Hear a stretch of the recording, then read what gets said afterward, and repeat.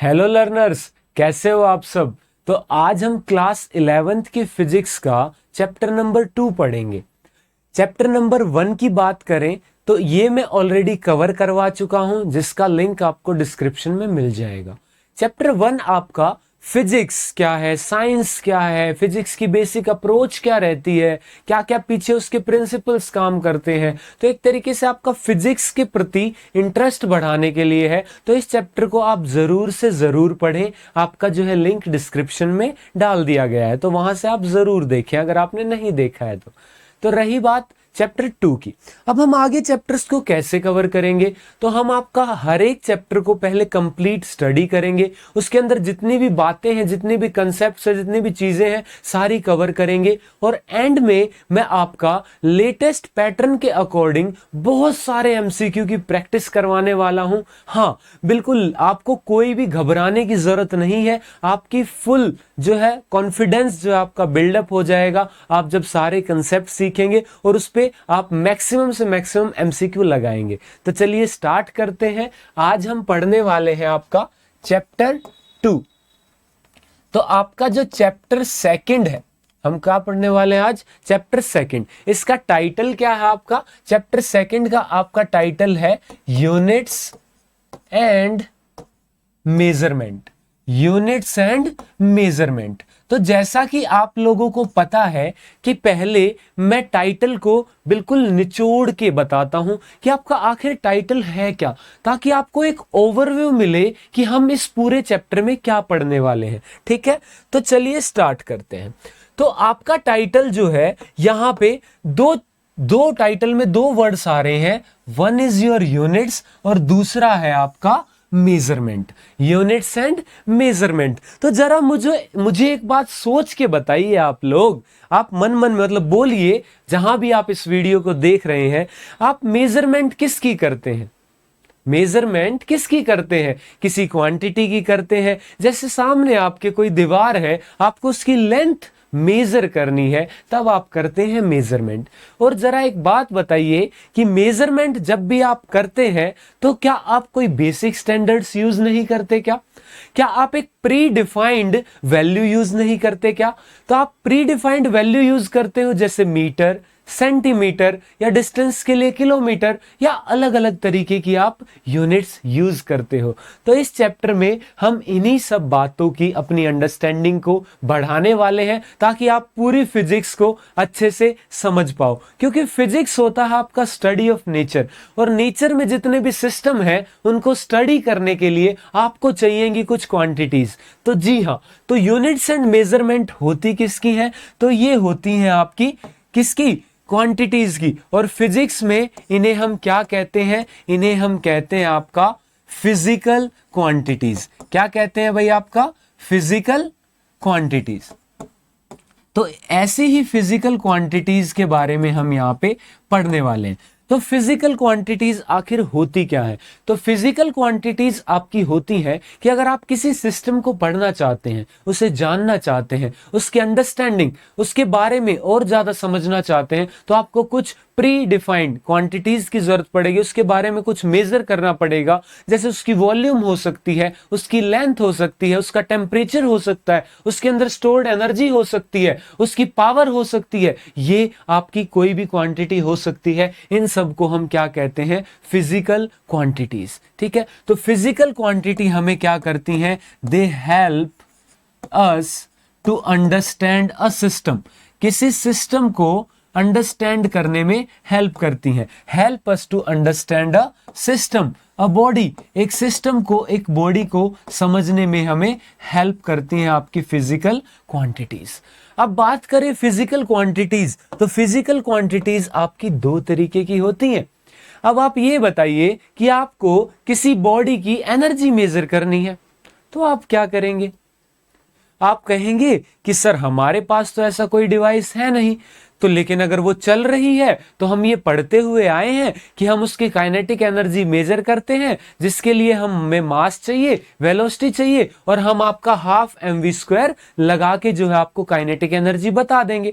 तो यहां पे जब आपको एनर्जी कैलकुलेट करने की जरूरत पड़ी तो आपने डायरेक्टली मेजर नहीं की, आपने पहले कुछ और क्वांटिटीज मेजर की और आपने फिर एक फॉर्मूला यूज किया और आपने एनर्जी बता दी। तो यहां पे ध्यान देने वाली बात क्या थी बच्चों, ये थी आपकी कि हम कुछ क्वांटिटीज, जैसे अब मैंने बोला कि आपको ये आपका क्या है, ये है, ठीक है, ये स्टाइलस है, आपको इसका मास मेजर करना है। तो आप क्या करेंगे, आप सीधा एक मशीन लेंगे, उसके ऊपर इसको रख देंगे, या आपके पास एक मास मेजर करने का डिवाइस होगा, आप उससे इसको मेजर कर लेंगे। तो आपने क्या किया, डायरेक्टली इसका मास मेजर कर लिया। मैंने बोला लेंथ, आपने डायरेक्टली स्केल लगाया, लेंथ मेजर कर ली। तो देखा आपने कि कुछ क्वांटिटीज ऐसी हैं जिन्हें हम डायरेक्टली मेजर करते हैं और कुछ क्वांटिटीज आपकी ऐसी हैं जिन्हें आप किसी और क्वांटिटीज के थ्रू मेजर करते हैं। तो यहां पे आपकी फिजिकल क्वांटिटीज दो तरीके की होती हैं, ठीक है, आपकी दो तरीके की फिजिकल क्वांटिटीज होती हैं। एक जिन्हें हम कहते हैं फंडामेंटल क्वांटिटीज। क्या कहते हैं बच्चों, फंडामेंटल क्वांटिटीज। फंडामेंटल क्वांटिटीज जिन्हें हमें डायरेक्टली मेजर करना पड़ता है, और दूसरी जो फंडामेंटल के थ्रू आती हैं उन्हें हम कहते हैं डिराइव्ड क्वांटिटीज। क्या कहते हैं, डिराइव्ड क्वांटिटीज, ठीक है। तो ये है फिजिकल क्वांटिटीज के टाइप्स। फंडामेंटल क्वांटिटी को क्या किया जाता है, इनको डायरेक्टली मेजर किया जाता है, डायरेक्टली मेजर किया जाता है। आप किसी डिवाइस का यूज करके इनको मेजर करते हैं, और ड्राइव्ड क्वांटिटीज आपकी फंडामेंटल क्वांटिटीज से आती हैं। ये आपकी कहां से आती है बच्चों, फ्रॉम फंडामेंटल क्वांटिटीज, उनसे हम मेजर करने की कोशिश करते हैं, ठीक है। यहां तक चीजें क्लियर हैं। चलो अब आगे समझते हैं। अब आपका हम बात करते हैं यहां पे किसकी, फंडामेंटल क्वांटिटीज की। फंडामेंटल क्वांटिटीज, तो फंडामेंटल क्वांटिटीज जो बेसिक है। अब आप कहेंगे सर ऐसी कितनी क्वांटिटीज होती हैं जो बेसिक हैं, जिनको बेस माना गया है, या जो बिल्कुल आपकी बेसिक है, उनको फर्दर क्लासिफाई नहीं किया जा सकता, ठीक है। तो क्या बातें हमने सीखी इसके बारे में, कि ये आपकी डायरेक्टली मेजर होती है। सबसे पहली बात, इसे डायरेक्टली मेजर करते हैं। दूसरा, ये बिल्कुल बेस होती हैं, ठीक है, इन्हें फर्दर क्लासिफाई नहीं किया जा सकता, कांट बी फर्दर क्लासिफाइड। तो इनको आपका फर्दर क्लासिफाई नहीं किया जा सकता, ठीक है। तो ये है आपकी फंडामेंटल क्वांटिटीज, ठीक है। अब आपकी फंडामेंटल क्वांटिटीज जो आपका लेटेस्ट आज की डेट में जो आपका सिस्टम चल रहा है यूनिट्स एंड मेजरमेंट का, जो आपका लेटेस्ट सिस्टम है यूनिट्स एंड मेजरमेंट का, वो है आपका, आप सब जानते भी होंगे, वो आपका क्या है, एसआई सिस्टम। क्या है, एसआई सिस्टम। अब ये एसआई सिस्टम क्या होती है सर, इसकी फुल फॉर्म, आपकी एसआई सिस्टम की फुल फॉर्म होती है सिस्टम ऑफ इंटरनेशनल यूनिट्स। ये आपका जो है मेनली फ्रेंच जो है, जो आपका फ्रांस साइड में डेवलप हुआ था, तो वहां पे आपका ये फ्रेंच के अंदर था इंटरनेशनल सिस्टम द यूनिट्स, ठीक है, जिसकी इंग्लिश ट्रांसलेशन होती है इंटरनेशनल सिस्टम ऑफ यूनिट्स। तो ये आपका है इंटरनेशनल सिस्टम ऑफ यूनिट्स। क्या सर डायरेक्टली एसआई सिस्टम बन गया था, क्या सीधा ही एसआई सिस्टम बना लिया गया था? जी बिल्कुल नहीं।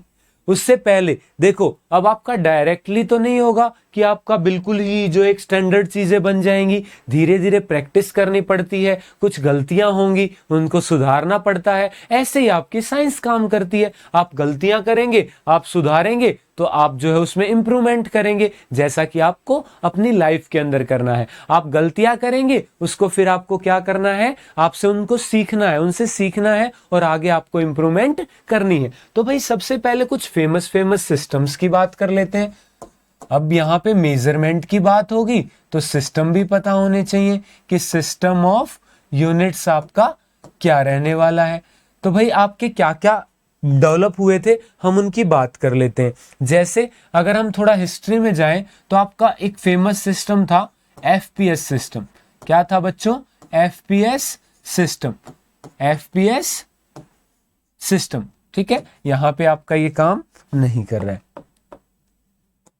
ओके, तो ये था आपका एफपीएस सिस्टम, ठीक है। उसके बाद एफपीएस सिस्टम के बाद आपका आया सीजीएस सिस्टम, ठीक है। ये हम फेमस सिस्टम की बात कर रहे हैं, बीच में लोकल लेवल पे बहुत सारी चीजें चलती रहती हैं। आपको पता होगा हमारे यहाँ पे भी जब राजा थे तो उनके खुद की यूनिट्स होती थी। एक किंगडम है उसमें एक अलग ही यूनिट चल रही है भाई साहब, अलग ही लेवल की चीजें चल रही हैं, मतलब एक लोकल यूनिट्स का बोलबाला था। लेकिन धीरे धीरे जब इंटरनेशनलाइजेशन बढ़ा, आपका ग्लोबली चीजें होने लगी, तो आपका जो है ऐसे सिस्टम की डिमांड आने लगी जो इंटरनेशनल लेवल पे फॉलो हो, ठीक है, जो आपका इंटरनेशनल लेवल पे एक्सेप्टेबल हो, सारे लोग मिलकर करें। तो तब आपके ऐसे सिस्टम्स की डेवलपमेंट हो गई। और अब आप सोचोगे कि सर इंडिया वाले सिस्टम इंटरनेशनल लेवल पे क्यों नहीं चले? तो भाई आपका क्या था, जो आपके वहां की कंट्रीज थी वो थोड़ी ज्यादा डेवलप्ड थी, वो थोड़ी हमसे आगे चल रही थी, या फिर उनको ग्लोबल एक्सपोजर जो है हमसे पहले मिल गया था, तो इसीलिए जो है उनकी बनाई हुई सिस्टम को इंटरनेशनल यूनिट्स बना दिया गया। और as a part of this world, as a एक कॉमन वर्ल्ड की अगर बात करें तो हमें भी उन्हें फॉलो करना पड़ता है, हम उन्हें फॉलो करते हैं अगर इंटरनेशनल हमें ट्रेड करनी है, एक इंटरनेशनल लेवल पे चीजों को साथ लेके चलना है आपका। उसके बाद आया एमकेएस सिस्टम। अभी मैं एक एक को बच्चों आपको डिटेल में बताने वाला हूं कि आपका ये क्या है। तो सबसे पहले एफपीएस सिस्टम की बात करें तो अगर मैं आपको इसकी फुल फॉर्म बता दूं आप तभी चीजें समझ जाएंगे। तो देखो यहाँ पे एफ जो है आपका, एफ बच्चों ये है फुट के लिए, फुट, पी है आपका बच्चों पाउंड के लिए, और एस आपका है बच्चों सेकंड के लिए। तो ये एक ऐसा सिस्टम था जिसमें लेंथ की यूनिट मानी जाती थी फुट, आपकी मास की मानी जाती थी पाउंड, पाउंड आपकी मास की यूनिट है बच्चों, ठीक है। अगर जिसको नहीं पता तो वो याद रखना। सेकंड आप सबको पता है टाइम की यूनिट है। उसके बाद आपका फिर नेक्स्ट सिस्टम आया सीजीएस सिस्टम। सीजीएस सिस्टम आपका जो है सी फॉर आपका सेंटीमीटर बच्चों लेंथ के लिए, जी फॉर आपका ग्राम मास के लिए, और एस सेकंड जो कि टाइम के लिए था, ठीक है। अभी हम बात करेंगे क्यों हमें इन सिस्टम्स को बदलना पड़ा, इसमें क्या कमी थी, इसकी क्या खराबी थी, आखिर क्यों हमें नए नए सिस्टम्स को बनाना पड़ा। तो एम है बच्चों आपका यहाँ पे मीटर, के है आपका किलोग्राम, एस है आपका सेकेंड। तो देखो बच्चों अब यहाँ पे हमें नए नए सिस्टम्स क्यों बनाने पड़े, ये सारी आपकी जो है फंडामेंटल क्वांटिटीज की यूनिट जो है डिसाइड की जाती है आपकी, उसी के लिए इनको बदला गया। रीजन क्या है, अब डिराइव्ड क्वांटिटीज कहाँ से आती हैं, फंडामेंटल से आती हैं। और फंडामेंटल से आपकी ड्राइव्ड क्वांटिटी जब आएंगी तो हम ऐसी यूनिट चूज करेंगे जिनकी आपकी ड्राइव्ड क्वांटिटीज की मैक्सिमम यूनिट्स क्या आए, प्रैक्टिकल आए, फिजिबल आए, ठीक है। ये ना हो कि वो यूनिट आपकी इतनी या तो छोटी हो जाए या बड़ी हो जाए कि प्रैक्टिकली जो है वो फिजिबल ना हो, ठीक है। जैसे आपकी जो डेली लाइफ में काम आने वाली चीजें हैं उनमें वो स्टैंडर्ड फिट होना चाहिए, इसीलिए इनको चेंज किया गया क्योंकि ये फिट नहीं बैठ रहे थे। तो आपका एमकेएस सिस्टम जब बना तो ये काफी अच्छा सिस्टम था, मीट्रिक सिस्टम ये काफी अच्छा सिस्टम था, इसको जो है वाइडली एक्सेप्टेंस मिली, इसको सराहा गया। तो फिर आपका क्या हुआ, एमकेएस सिस्टम ये आपका जब इसको ही जब और यूनिट्स पे आपका फंडामेंटल सारी फंडामेंटल यूनिट्स जितनी आज की डेट में है उन पे जब अप्लाई किया गया तो इसी सिस्टम का आपका नाम क्या बन गया, एसआई सिस्टम। तो यहां पे अगर मैं ये लिख दूं कि आपका ये किस पे बेस्ड है, तो बच्चों ये आपका बेस्ड है based on MKS system. MKS system पे ये आपका बेस्ड था और एमकेएस सिस्टम को बोला जाता था मीट्रिक सिस्टम। तो इसको क्या बोला गया, इसको बोला गया कि ये मीट्रिक का भी जो है अच्छा वर्जन है, तो ये है आपका रैशनलाइज्ड मीट्रिक सिस्टम। इसको क्या बोला गया बच्चों, आपका rationalised metric system, metric system इसको बोला गया। और आपका एसआई सिस्टम के अंदर जो है 7 फंडामेंटल क्वांटिटीज को इंक्लूड किया गया। कितनी बच्चों, 7 फंडामेंटल क्वांटिटीज, 7 फंडामेंटल क्वांटिटीज को आपका जो है इंक्लूड किया गया इस एसआई सिस्टम के अंदर। तो चलिए जानते हैं कि आपकी वो 7 फंडामेंटल क्वांटिटीज आखिर है कौन सी, ठीक है। तो हम यहां पे जानेंगे 7 फंडामेंटल क्वांटिटीज के बारे में।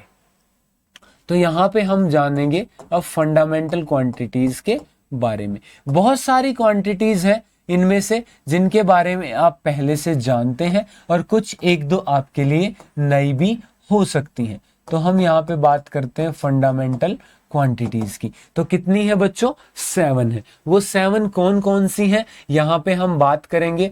आपकी फिजिकल क्वांटिटीज कौन सी हैं वो 7, फिर हम बात करेंगे कि उनकी एसआई यूनिट क्या है। आपकी एसआई यूनिट, एसआई सिस्टम ने उनको कौन सी यूनिट अलॉट की है। फिर हम बात करेंगे कि आपका उस एसआई यूनिट का सिंबल क्या है। और फिर मैं आपको एक नई चीज और बताऊंगा, वो है आपका कि उसके डायमेंशंस क्या होंगे, जो आपको आगे बहुत ज्यादा हेल्प करने वाले हैं। ठीक है, तो भाई सबसे पहले हम बात करते हैं आपकी यूनिट्स के बारे में। तो सबसे पहली है आपकी लेंथ। अगर लेंथ की बात करूं तो एसआई यूनिट क्या है बच्चों? उसकी एमकेएस सिस्टम पे बेस्ड है, तो क्या होगी आपकी? मीटर। और अगर मैं बात करूं यहां पे मीटर की, ठीक है, तो मीटर का सिंबल क्या होता है? एम।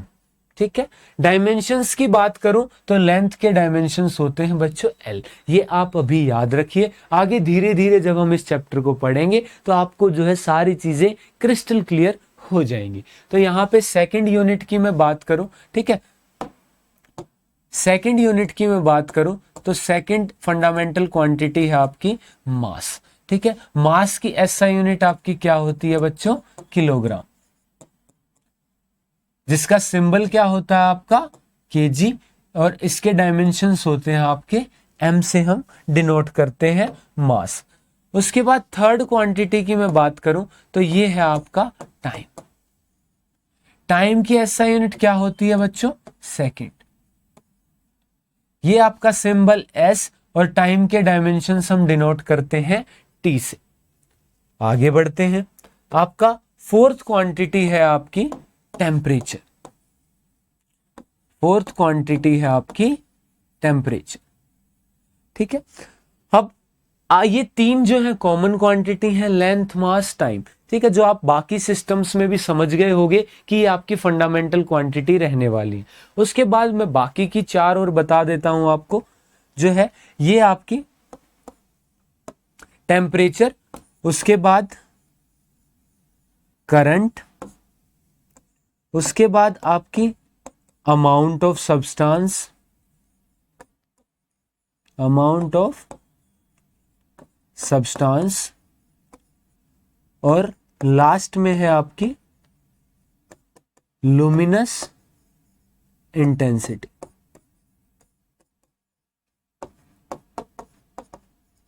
तो यहां पे आपका जो टेम्परेचर है, जो आपका टेम्परेचर है, आप उसे देखो थर्मोमीटर से सीधा मेजर करते हो डायरेक्ट। ये तो नहीं है पहले और क्वांटिटी मेजर करते हो फिर वो निकलता है, नहीं। तो ये आपका फंडामेंटल है। इसकी एसआई यूनिट क्या होती है आपकी?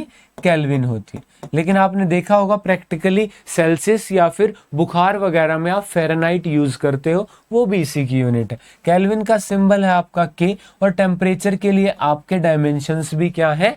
के। अब बात करते हैं करंट की। तो करंट की आपकी एसआई यूनिट क्या है बच्चों? एम्पियर। क्या है आपकी? एम्पियर। और इसका आपका सिंबल क्या है? ए। इसके डायमेंशंस की बात करूं तो एनसीईआरटी ए मानती है, लेकिन आपको काफी जगह आई भी मिल जाएंगे। ठीक है, दोनों ही सही है क्योंकि आपके बड़े लेवल पे दोनों ही यूज किए जाते हैं। उसके बाद अमाउंट ऑफ सब्सटेंस, कि किसी सब्सटेंस की अमाउंट क्या है। अब आप में से कुछ बच्चों के मन में चल रहा होगा कि सर हम 10th क्लास में ये पढ़ के आए हैं कि जो आपका करंट है वो तो होता है चार्ज पर यूनिट टाइम, तो ये कहाँ डायरेक्टली मेजर हो रहा है? हम डायरेक्टली तो मेजर नहीं कर पा रहे, हमें तो पहले चार्ज चाहिएगा, फिर टाइम चाहिएगा, फिर उनको डिवाइड करेंगे, तब जाके आपका आएगा करंट। तो बच्चों मैं आपको बता दूं कि आपका रियल लाइफ में क्या होता है, चार्ज को मेजर करना मुश्किल है। हमारा जो डिवाइस बना हुआ है जिसको आप एमीटर के नाम से जानते हो, वो आपका करंट मेजर करता है। तो आपका फंडामेंटल क्वांटिटी करंट हुई, ना कि चार्ज। चलिए, अमाउंट ऑफ सब्सटेंस, कि आपका सब्सटेंस उसमें कितनी अमाउंट है उसकी, जिसको हम मेजर करते हैं किसमें बच्चों? मोल्स के अंदर। तो आपने पढ़ा होगा 9th क्लास में मोल्स। तो mole is the SI unit of amount of substance, जिसका सिंबल आपका क्या होगा? मोल। ठीक है, और इसके डायमेंशंस आप यूज बहुत ही रेयरली होते हैं, ठीक है। तो आपका यही क्या है, इसके डायमेंशंस है, पर मोल हम यहाँ पे दिखा देते हैं, ठीक है। तो यहाँ पे लुमिनस इंटेंसिटी, लुमिनस इंटेंसिटी आपकी, लुमिनस इज फॉर लाइट, तो लाइट की इंटेंसिटी क्या है, ठीक है। तो यहाँ पे इसकी एसआई यूनिट आपकी, ये कई बार आपके कॉम्पिटिटिव एग्जाम्स में भी पूछी जाती है। रीजन क्या है कि ये इतनी कॉमनली पढ़ी नहीं होती। तो आपकी इसकी एसआई यूनिट क्या है, कैंडला, जिसका सिंबल होता है आपका CD, ठीक है। और यही आप इसके डायमेंशंस लिख लीजिए, ठीक है। तो ये 7 फंडामेंटल क्वांटिटीज हैं आपकी, ठीक है, आपके सामने लिखी हुई है। Length, mass, time, temperature, current, amount of substance और लुमिनस इंटेंसिटी। इनके अंदर हमारी जो है मोस्टली जो आप कॉमनली जिनसे डील करोगे वो होगी लेंथ, मास, टाइम और या फिर आपकी करंट और उसके बाद टेम्परेचर। मोस्टली आप इन यूनिट्स में डील करने वाले हो, ठीक है। तो आगे बढ़ते हैं हम, अब बात करते हैं ड्राइव्ड क्वांटिटीज की। किसकी बात करते हैं हम, ड्राइव्ड क्वांटिटीज की। अब जितनी भी आपकी ड्राइव्ड क्वांटिटी है उनकी हम यूनिट्स वगैरह इन्हीं से ड्राइव कर लेते हैं, आपकी किससे, फंडामेंटल क्वांटिटीज से। तो इनकी यूनिट्स को भी क्या बोला जाता है बच्चों, ड्राइव्ड यूनिट्स, ड्राइव्ड यूनिट्स बोला जाता है, ठीक है। तो यहाँ पे अगर मैं बात करूं, इनको ड्राइव किया जाता है फंडामेंटल से, ये आपकी डिपेंड करती हैं, डिपेंड्स अपॉन फंडामेंटल क्वांटिटीज।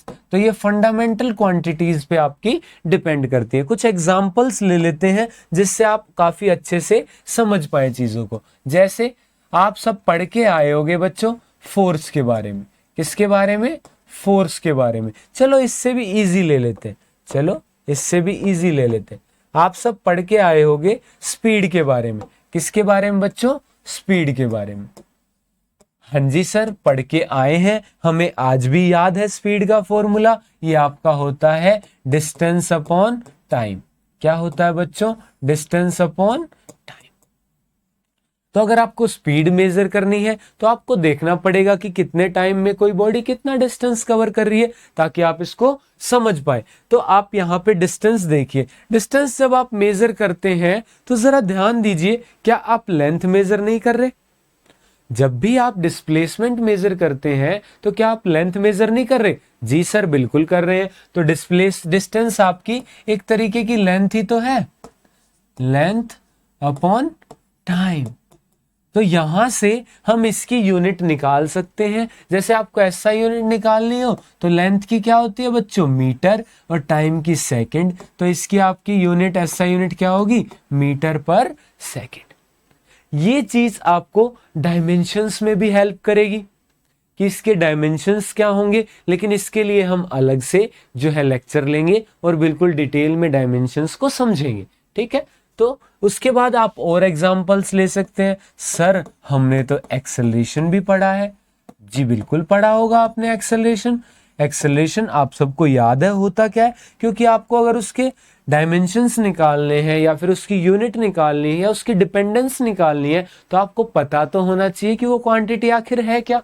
तो एक्सेलरेशन आपकी होती है चेंज इन वेलोसिटी। क्या होती है बच्चों, change in velocity in a given time interval. तो एक टाइम इंटरवल में कितनी उसकी वेलोसिटी चेंज हुई। अब हम कहेंगे कि वेलोसिटी तो सर फंडामेंटल में नहीं थी, तो बिल्कुल नहीं थी। अब आपको फिर से इसको ब्रेक करना पड़ेगा। जब आप फिर से इसको ब्रेक करेंगे तो देखो स्पीड या वेलोसिटी क्या होती है आपकी, वेलोसिटी क्या होती है, displacement upon time, displacement upon time. एक टाइम पहले से था तो इतना तो मैथ आपको आता होगा कि मैं इसको टाइम स्क्वायर लिख दूं, जी सर आता है। तो यहाँ पे आपका डिस्प्लेसमेंट भी क्या है, एक तरीके की लेंथ ही तो मेजर कर रहे हो आप, शॉर्टेस्ट डिस्टेंस ही तो मेजर कर रहे हो। तो आपकी लेंथ अपॉन टाइम का स्क्वायर, और लेंथ की तो सर मीटर होती है और टाइम की सेकंड होती है जिसका स्क्वायर है, तो ये आपका आ गया मीटर पर सेकंड स्क्वायर। जी सर अच्छे से समझ गए हम। लेकिन सर ये बताइए अब ये फोर्स की न्यूटन कैसे आ गई, ये फोर्स की न्यूटन कैसे आ गई। तो चलो बच्चों फोर्स को भी समझ लेते हैं आपका, ठीक है। किसको समझ लेते हैं हम, फोर्स को। तो आपका ये जो फोर्स है ये क्या होता है, तो आपने 9th में न्यूटन लॉज ऑफ मोशन में फॉर्मूला पढ़ा होगा कि ये जो आपका फोर्स है ये तो होता है mass into acceleration, mass into acceleration. तो सर मास तो ऑलरेडी फंडामेंटल है लेकिन एक्सेलरेशन नहीं है, लेकिन एक्सेलरेशन आपने अभी अभी बताया कि मास तो मास है और एक्सेलरेशन होती है डिस्प्लेसमेंट अपॉन टाइम का स्क्वायर। तो क्या मैं इसे डिस्प्लेसमेंट, आपका मास यहाँ पे सर आपने गलती कर दी, मास तो सर केजी होती है, ठीक है। तो यहाँ पे केजी इंटू, अब एक्सेलरेशन की बात करें हम तो एक्सेलरेशन आपका क्या आया था, मीटर पर सेकंड स्क्वायर। तो इनको कंबाइन करके आपको मिलेगा केजी मीटर पर सेकंड स्क्वायर।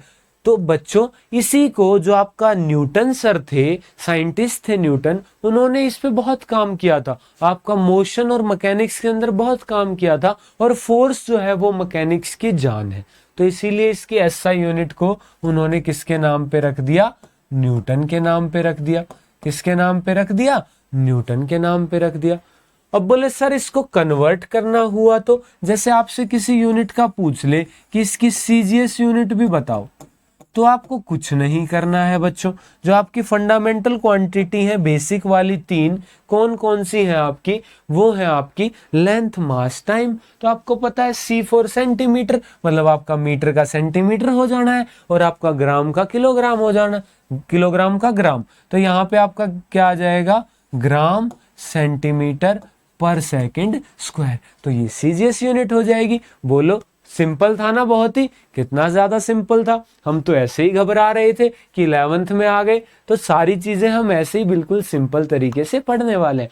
तो अब यहाँ पे अगर हम बात करें आपकी कि आपका, अब कोई पूछ ले आपको, देखो अब इसका भी एक नाम है, इसका भी एक नाम है। यहाँ पे देखो इस चैप्टर में जितनी क्वांटिटीज पढ़ो कम है, लेकिन ज्यादा नहीं पढ़नी आपको। क्यों? क्योंकि आप आगे जब हर एक चैप्टर को स्टडी करोगे उसके अंदर नई नई क्वांटिटीज खुद ब खुद आ जाएंगी और तब आप अच्छे से भी समझ पाओगे, और वहीं पे हम इनके यूनिट्स और डायमेंशंस की भी बात कर लेंगे। तो यहाँ पे देखो आपका जो है इसको क्या बोला जाता है, डाइन। क्या बोला जाता है, डाइन। डायन नहीं है ये, डायन मत समझना इसको, ये है आपका डाइन। तो dyne is the CGS unit of force. अब कई बार आपको परेशान करने के लिए वो क्या कहेंगे, वो कहेंगे बताओ आपका 1 न्यूटन में कितने डाइन होते हैं। तो भैया आपको यहाँ पे क्या करना पड़ेगा, कन्वर्जन। और कन्वर्जन बहुत ही सिंपल होता है। क्या होता है आपका, बहुत ही सिंपल। जैसे 1 न्यूटन क्या होता है, अगर आपको पता ही नहीं कि 1 न्यूटन केजी मीटर पर सेकंड स्क्वायर होता है तो आप कैसे बता पाएंगे। तो यहाँ पे देखिए मैं केजी को क्या लिखूं अगर मुझे इसमें करना है, तो ग्राम। और जो बच्चों ग्राम कितना होता है केजी में, 1000। उसके बाद मीटर आपका जो है सेंटीमीटर में करना है तो क्या होता है आपका 100 सेंटीमीटर। और टाइम को तो हमें बदलना ही नहीं है, तो आपका ये क्या आ गया, देखो 3 0 और 2 0, 10 की पावर 5 ग्राम सेंटीमीटर पर सेकंड स्क्वायर। और इसी को आप क्या लिख सकते हो, डाइन। तो यहां से आपका क्या आ गया कि 1 न्यूटन इज इक्वल टू 10 की पावर 5 डाइन। तो इस तरीके से आप चीजों को कन्वर्ट भी कर सकते हो। हाँ जी सर, बिल्कुल समझ गए हम। तो आप इस तरीके से एक यूनिट को दूसरी यूनिट में कन्वर्ट भी कर सकते हो। ठीक है, ठीक है सर, बिल्कुल समझ गए। अब ये बताइए न्यूटन को, देखो हमने क्या किया, अब यहाँ पे एक बहुत ही बेहतरीन समझने वाली बात ये है कि हमने क्या किया, देखो न्यूटन में 1 था, डाइन में ये था, तो इसका मतलब क्या है। तो चलिए थोड़ा सा यूनिट्स को समझने की कोशिश करते हैं। किसको समझते हैं, यूनिट्स को। तो आपकी जब किसी भी क्वांटिटी की मेजरमेंट की जाती है, किसी भी सिस्टम के लिए किसी क्वांटिटी को मेजर किया जाता है, तो बच्चों आपकी 2 चीजें मायने रखती हैं। पहला, आप किस यूनिट में मेजर कर रहे हो, और आपका उस यूनिट का वो कितना मल्टीपल है। लाइक मैंने बोला कि आपका मास 10 kg है, तो आपका 10 kg का मतलब है कि kg मेरे पास ऑलरेडी एक स्टैंडर्ड वैल्यू है और उसके 10 गुना आप हो। ठीक है, तो हमें एक स्टैंडर्ड वैल्यू का मल्टीपल निकालते हैं। तो किसी क्वांटिटी की वैल्यू वो क्या होती है बच्चों, 2 चीज आपकी बातों पे डिपेंड करती है। 1 आपकी किस यूनिट में है, तो यूनिट, और उससे पहले हम लिखते हैं कि उस यूनिट में उसकी न्यूमेरिकल वैल्यू क्या है, न्यूमेरिकल वैल्यू क्या है, तब जाके आपकी बनती है एक यूनिट। तो इसको मैं कह सकता हूं कि कोई भी फिजिकल क्वांटिटी वो n इंटू यू होती है, जहां n न्यूमेरिकल वैल्यू और u यूनिट है। अब ये एक रिलेशन फॉलो करते हैं आपका कि जैसे जैसे यूनिट बड़ी होगी तो आपको पता है रिपीटेशन कम हो जाएगी। जैसे मैंने बोला ये दीवार 10 मीटर की है, अगर मैं 2 मीटर के स्केल से नापूंगा तो 5 बार ही रिपीट करना पड़ेगा। तो देखो जैसे मैं यूनिट बढ़ा रहा हूं, यूनिट को जब इंक्रीज करूंगा तो मल्टीप्लीकेशन फैक्टर कम हो जाएगा।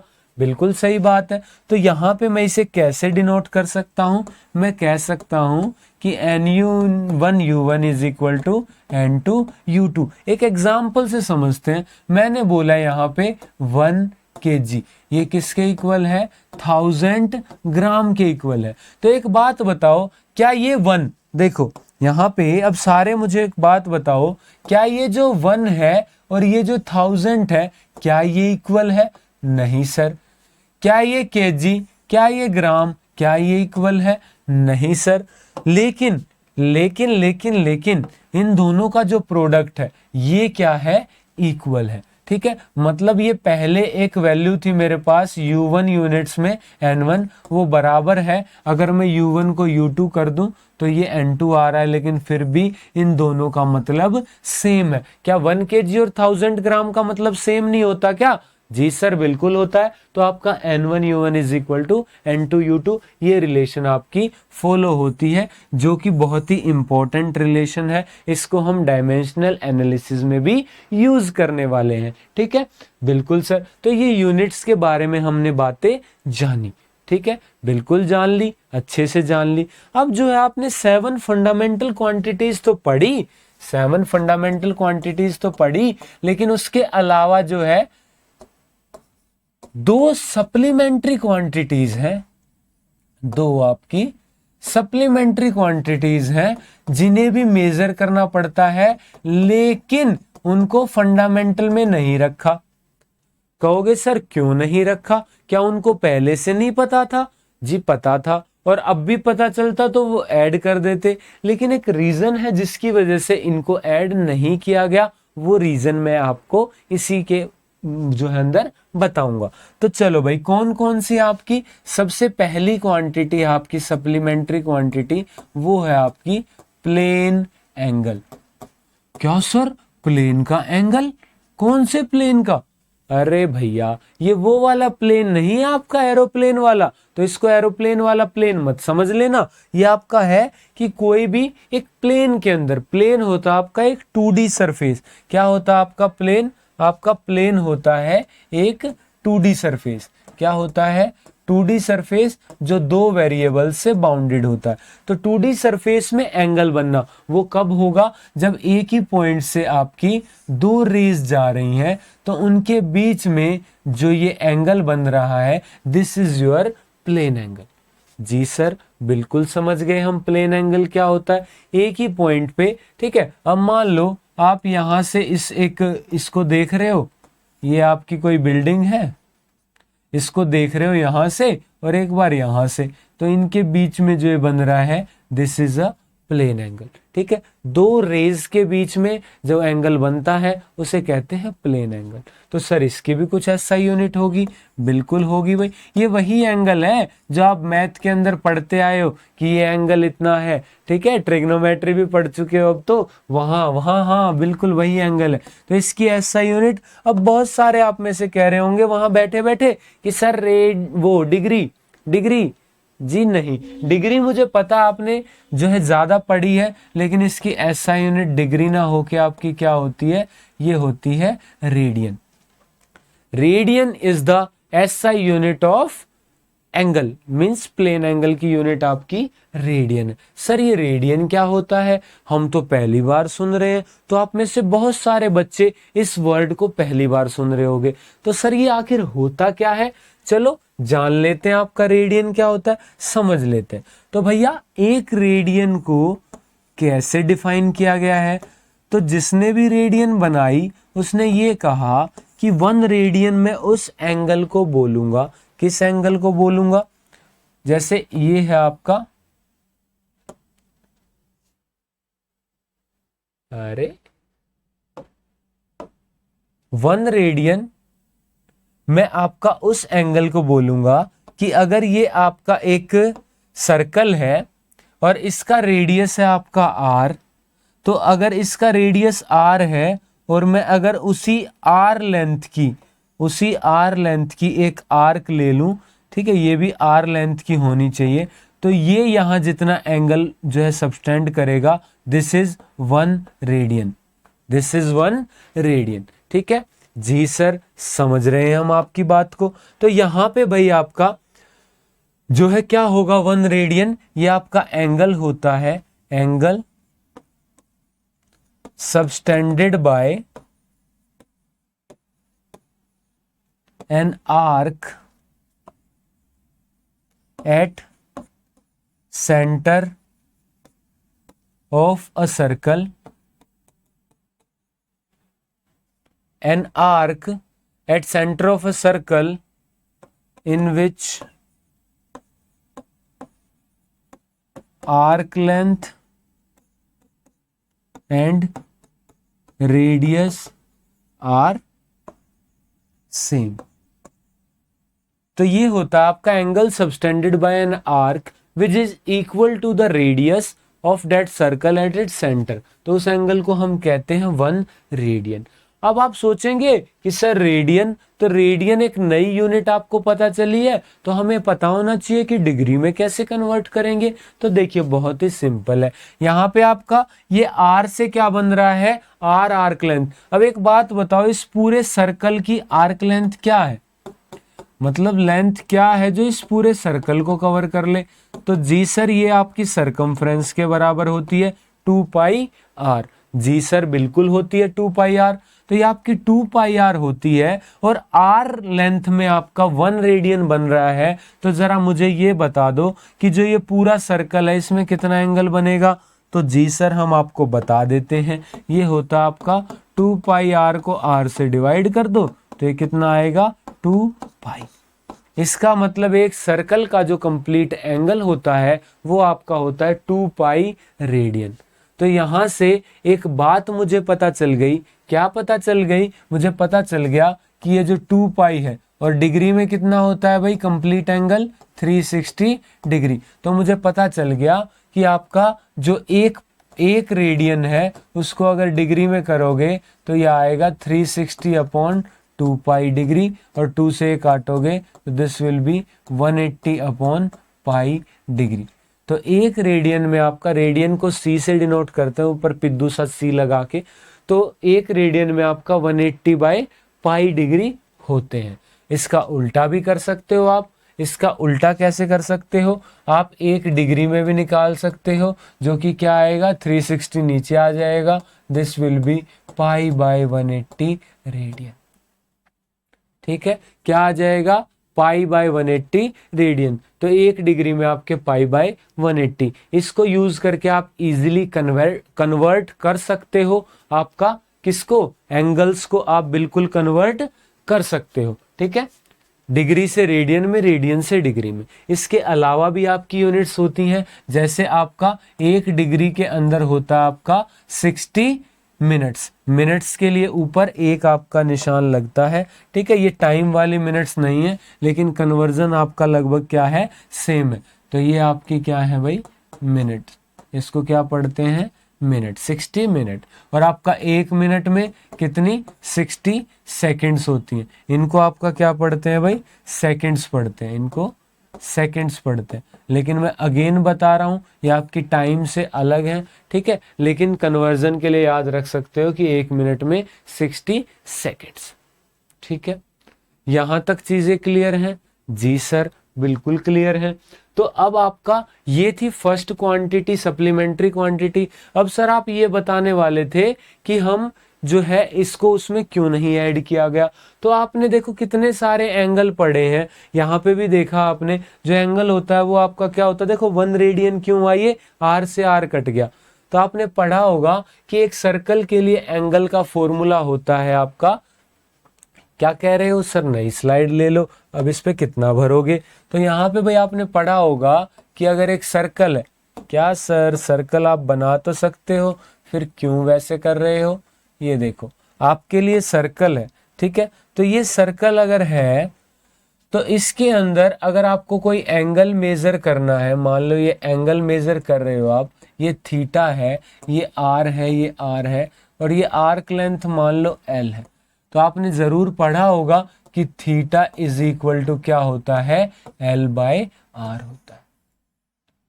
तभी तो ये आर्क लेंथ अगर आर हो जाए तो आर आर कट के थीटा 1 रेडियन आ जाए, ठीक है। तो रेडियन में जब एंगल कन्वर्ट करना हो तो आपका इस तरीके से थीटा निकल सकता है।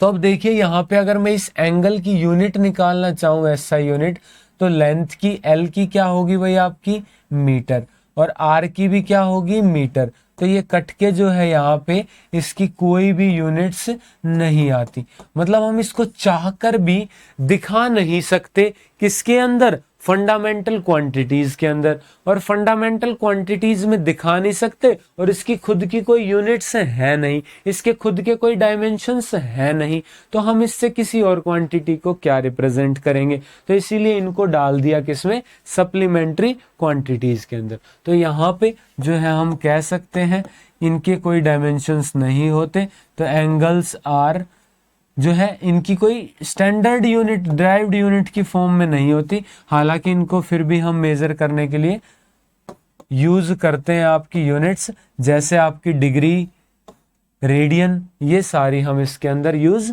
करते हैं। चलो सर अब मुझे सेकंड सप्लीमेंट्री क्वांटिटी भी बता दो कि आखिर आपकी सेकंड सप्लीमेंट्री क्वांटिटी कौन सी है। तो वो होती है आपकी सॉलिड एंगल।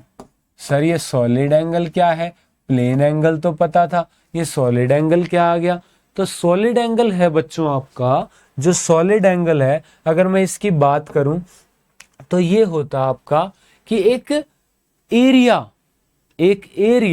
एक पॉइंट पे, जैसे मान लो कि आपका ये कोई एरिया है, ये मान लो कोई एरिया है आपके पास, तो ये किसी पॉइंट पे कितना एंगल 3D में, 2D में नहीं बच्चों, 3D में, आपका 3D में कितना एंगल यहाँ पे सबस्टेंड कर रहा है इस तरीके से, तो यहाँ कितना एंगल है आपका, वो होता है आपका सॉलिड एंगल।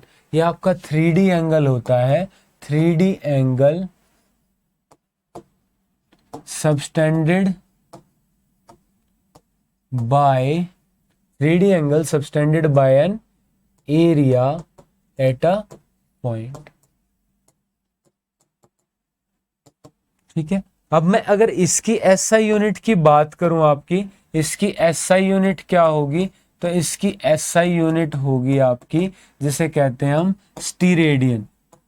सर रेडियन जैसा है, जल्दी याद हो जाएगा, स्टीरेडियन, ठीक है। अब ये स्टीरेडियन आपका होता क्या है आखिर, मतलब सर आपने नई यूनिट पढ़ाई हमें, तो हमें पता तो होना चाहिए कि आपका स्टीरेडियन आखिर होता कितना है। जब तक पता नहीं चलेगा कि ये स्टीरेडियन होता कितना, हम कैसे मेजर कर पाएंगे। तो देखो 1 स्टीरेडियन वो वैल्यू होती है जैसे आपका एक स्फेयर है, ये क्या है आपका स्फेयर है, ठीक है, सर्कल नहीं है, ये आपका क्या है स्फेयर है। अगर इस स्फेयर के अंदर मैं आपका, अगर इसका रेडियस आर है, अगर इसका रेडियस आर है, तो अगर मैं आपका आर ही एरिया का, आर स्क्वायर एरिया का एक एरिया कट करूं, एक पोर्शन कट करूं, तो वो इस स्फेयर के सेंटर पे जितना एंगल डालेगा वो आपका क्या हो जाएगा, स्टीरेडियन।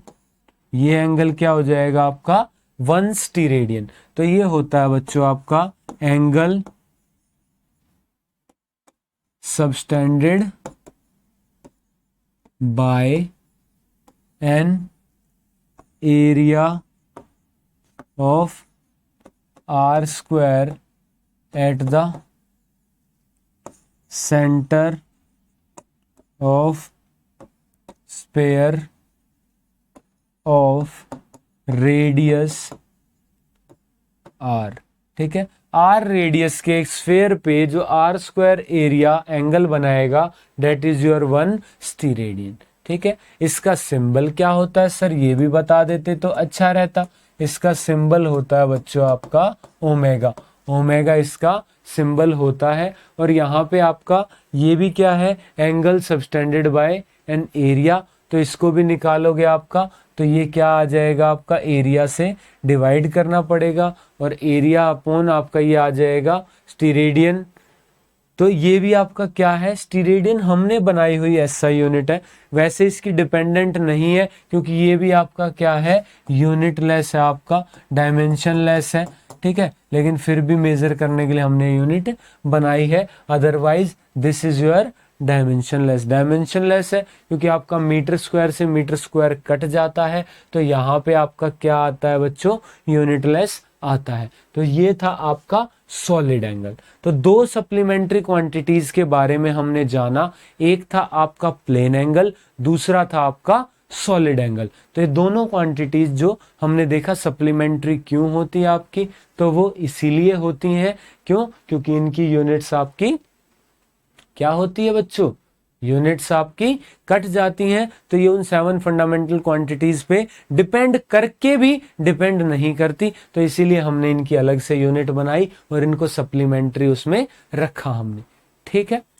तो आपको आज का लेक्चर कैसा लगा जरूर बताना कमेंट सेक्शन में, और जो है अगर वीडियो पसंद आई है तो लाइक जरूर कर देना, चैनल को सब्सक्राइब कर लो और अपने सारे फ्रेंड्स को शेयर कर दो, क्योंकि आपका इस चैनल पे बिल्कुल कंसेप्ट एकदम डिटेल में आने वाले हैं और आपका साथ ही साथ नए पैटर्न पे हम हर एक चैप्टर के बाद उसके जितने भी पॉसिबल मैक्सिमम से मैक्सिमम आपको एमसीक्यू की प्रैक्टिस करवाई जाएगी, ठीक है। तो आपको टेंशन लेने की बिल्कुल जरूरत नहीं है। बेशक नया सिस्टम आया है, फर्स्ट टाइम आप पे लग रहा है, लेकिन हम इसमें भी पीछे नहीं हटेंगे और आपका बिल्कुल जो है बहुत ही बेहतरीन तरीके से हम चीजें करने वाले हैं, ठीक है। तो मिलते हैं अगले लेक्चर में जिसमें हम इससे आगे की चीजें पढ़ेंगे। तब तक के लिए खुश रहें, मुस्कुराते रहें, पढ़ते रहें और खुशियां बांटते रहें। तब तक के लिए थैंक यू।